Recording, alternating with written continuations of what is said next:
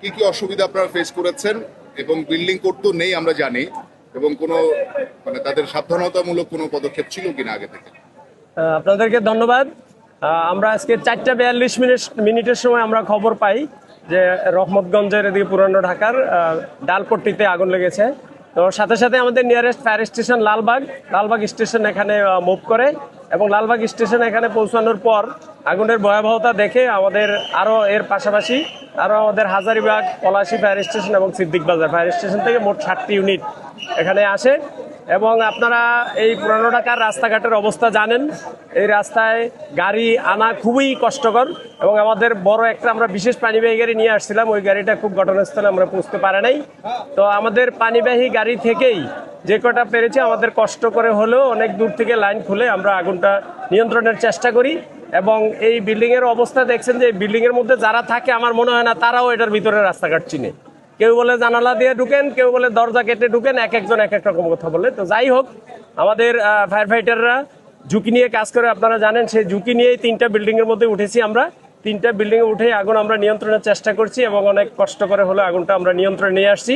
আগুন এখন সম্পূর্ণ আমাদের নিয়ন্ত্রণে আছে, আগুন আর বাড়ার সম্ভাবনা নাই। আর আমাদের কাজ চলছে এখনো ভিতরে। এরপর আমরা ফাইনালি সার্চ করব, দেখবো যে আরো কোনো লোকজন আটকে আছে কিনা বা কি কোনো অসুবিধা আছে কিনা। এটা করার পর আমরা আগুন নির্বাপন দিতে পারবো। কোনো হতাহত অথবা আগুনের সূত্রপাত? আমরা এই পর্যন্ত কোনো হতাহতর খবর পাইনি। আর আগুনের সূত্রপাত এখনই বলা যাবে না, যেহেতু এখন আমরা কাজ করছি। কাজটা শেষ করে তারপর আমরা ওই লাইনে কাজ করব যে আগুন কিভাবে লাগতে পারে। আর এই ভবনগুলোর অবস্থা দেখছেন, এগুলা ভবনের কোনো শ্রেণীর মধ্যেই পড়ে না।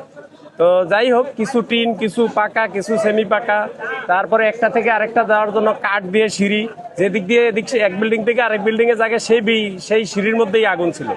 তো সেই জন্য অনেক ব্যাগ পেতে হয়েছে আগুনটা নিয়ন্ত্রণ করতে। আমরা এখনো পর্যন্ত যেটা জানতে পেরেছি গোডাউন ছিল, আর এই পাশের যে বিল্ডিংটা, একটা বিল্ডিং এর মধ্যে ওয়ার্কশপ ছিল, আর বাকিগুলোর মধ্যে সবই গোডাউন এই জাতীয় আর কি।